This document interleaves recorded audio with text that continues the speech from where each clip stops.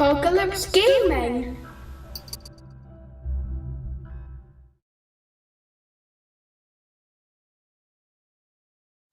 Hey folks, this is the start of another project for Utrink 3ND Panatus for Help for Heroes.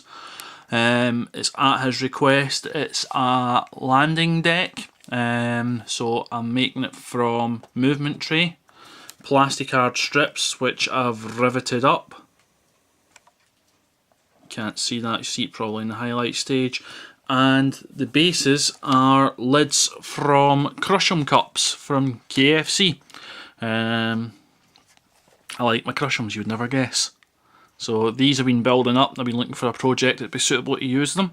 So I've got 4 legs as the stanchions made out of Crush'em cups, movement tray, plasticard, and you'll see the next stage shortly. Okay, that's stage 1 of the build complete. I have now undercoated it in Army Painter Brown. I've got the rivets running along all the edges. I've drilled holes here because what I want to insert here is LED lighting.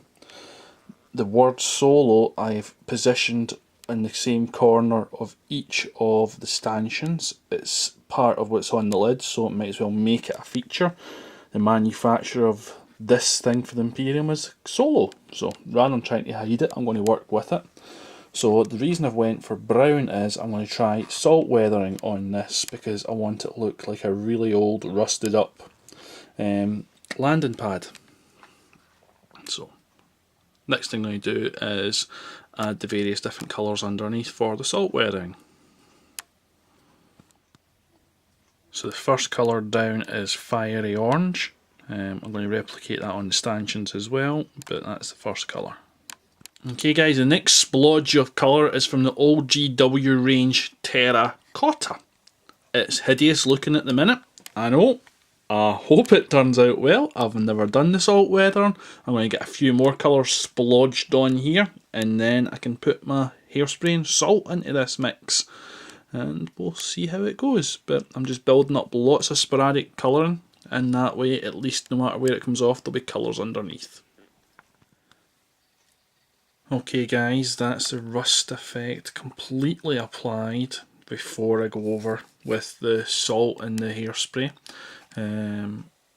I've really covered this baby right up. Most of it actually won't be seen once the effect's done, but I didn't want to leave the chance that I got the wrong bits with the salt effects.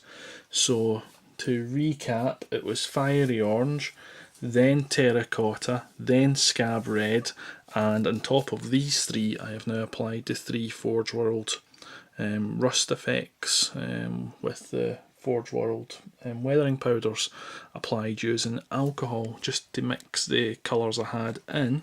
I think I've got a nice variety of colour in here, so this baby will get painted up and the salt and hair lacquer will go on next. This next part I'm not going to film guys, but what I'm going to be doing is getting my hairspray, spraying it into the cup as shown by Massive Voodoo, as shown by Girl Painting, as probably shown by others. I'm then going to put that into the airbrush, spray it all over and add some salt. So I'll go through it, do that process, not film it simply because there's not massive amounts of room, so I'll show you that part once that's done. That's a liberal spreading of salt on some areas, and other areas I've tried to leave less salt on it. I've particularly went for the corners just as I feel there'll be a lot of wear happening in there, particularly as there's going to be lights coming out of here, so it's an exposed area possibly offering more rust. So that's the salt down, letting the hairspray dry now, and next we'll be putting the base coat on.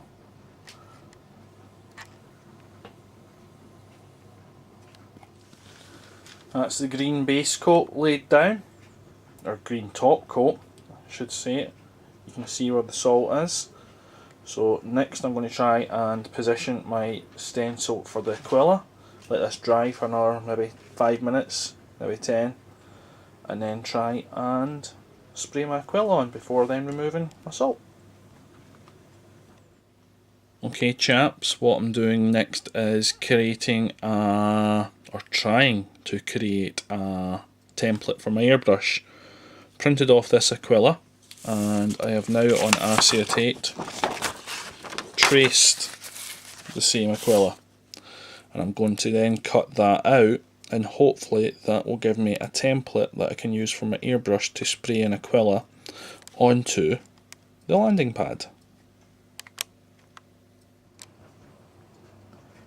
So that's the stencil cut out of the acetate, and I've gave it a trial run. I've gave it a blast of golden yellow from Games Workshop. That's the result on the first flyby test on a bit of paper. So relatively happy with the result. Bit of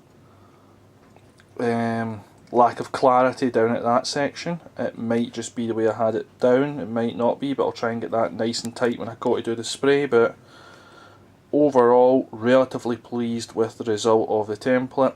I could even live with that because it's going to be a rusted up appearance anyway, so that can help, I suppose, make it give it that aged look a little bit. But overall, seems to work. I couldn't have done that with a paintbrush, so I'm quite happy, and I can use that as a template for the landing pad.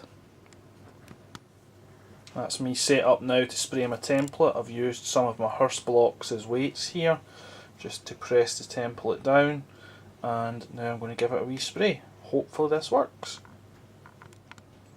First coat down, not going to remove the template yet, got another 1 or 2 coats maybe to go. Okay, I've now given the top of it a burst of Tausept ochre, leaving the yellow round the edges and round the bottom. So that's next where the stencil's at, and again I'm going to let this dry up a bit. So the last colour I've added after brazen brass was shining gold to the central region. So now it's time to peel this back and see if the mask worked or if it didn't. And it's a complete fail. Total, utter fail.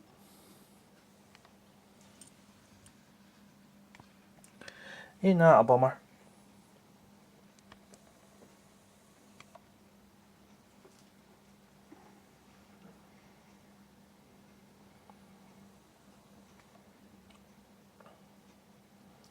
It's the yellow I've obviously went wrong on. Maybe it was too liquidy. What I'll do is I'll make up a mixture of the greeny paint. I think I've still got some left, and try and paint along those edges, see if this is salvageable. If not, I need to start again. These are the things that happens when you're experimenting with new techniques.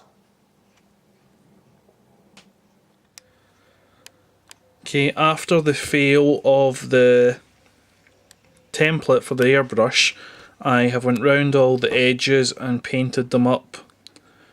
You can see the graduation of the colours seems to work well. I've left that bit there, so I'm going for the rust effect anyway, so those red bits are just falling in nicely. So I've went round and tidied this up. I'll need to let some of it dry and do it again, but overall it's been saved by going round the edges with the green colour from where it spilled out underneath the airbrush template. Okay, that's me now added some oil stains. I'll leave these to dry. I used Tamiya Smoke X19 to create the oil stain. Once again, another product that I've never used. I seem to like setting these challenges of products I never used on video. But I'm just looking for some drips as if they've came from whatever, landed on it, and I'm just going to let them settle in and see how the stains come up. And after that, I'm going to varnish this baby. Okay, that's it, mostly done. I'm going to take my green and I'm going to lighten it up a bit, and I'm going to try and hit these edges to try and give them a bit more of a 3D effect, and do them. I've hit the studs with bolt gun and then gave them a black wash around each stud just to try and give them a more 3D effect again to them, as if the grit's fallen into those 8 recesses. But most of the way done. Again, this project's another item that I'm building to send to Utrink 3ND Apparatus for the Help for Heroes campaign that they're trying to raise some money for. So if you like it, go to his channel, he'll be able to tell you where you can bid for it. Oh, I've got the oil stains as well, I'll show you them. As if something's been leaking that one there, tried to position as if it's corroded through.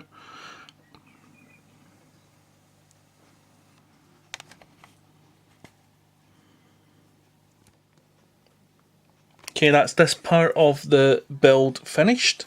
I have put a highlight round the edges of the rust and put a wash round the bottom edges.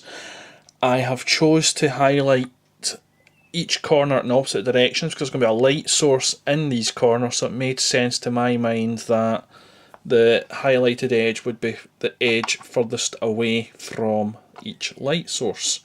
So rather than running it all in the one direction as the other tutorials I've seen out there suggest, because there's a light source going on to each of these, I have the highlights running away from the direction of that light source until we reach the centre. So, hope you like this part. It's going to get attached to the base. Once it's attached to the base, it's getting illuminated. This is the start of the base for the landing pad. It's again made from pink foam. I've then put 2 layers of sand on it before hitting it with Plasticoat Rough Coat, and now I'll hit it with highlight colours. But didn't bother showing you in the pink foam part of it. It's all cut out, ready to go. There's a ramp up to it so vehicles can drive up.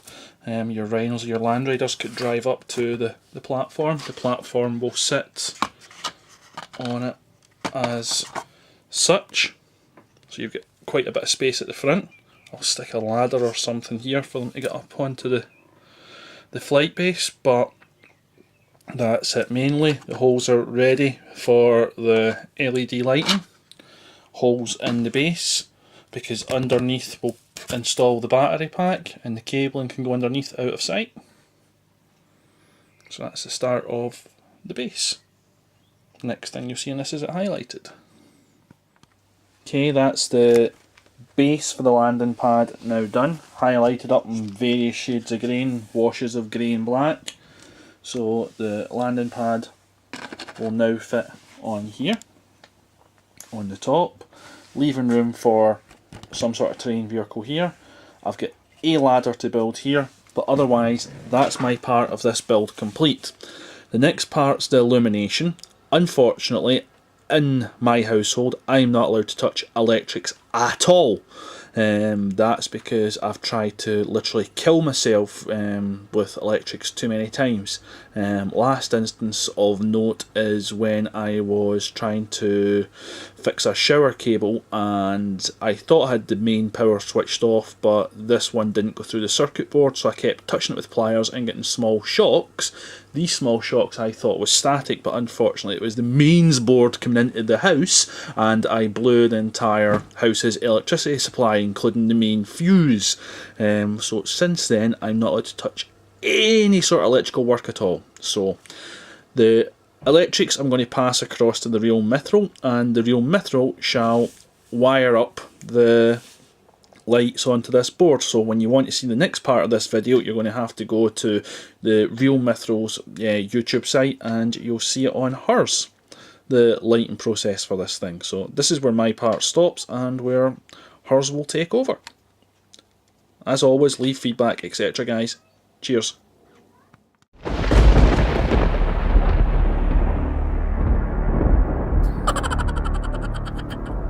Apocalypse Gaming.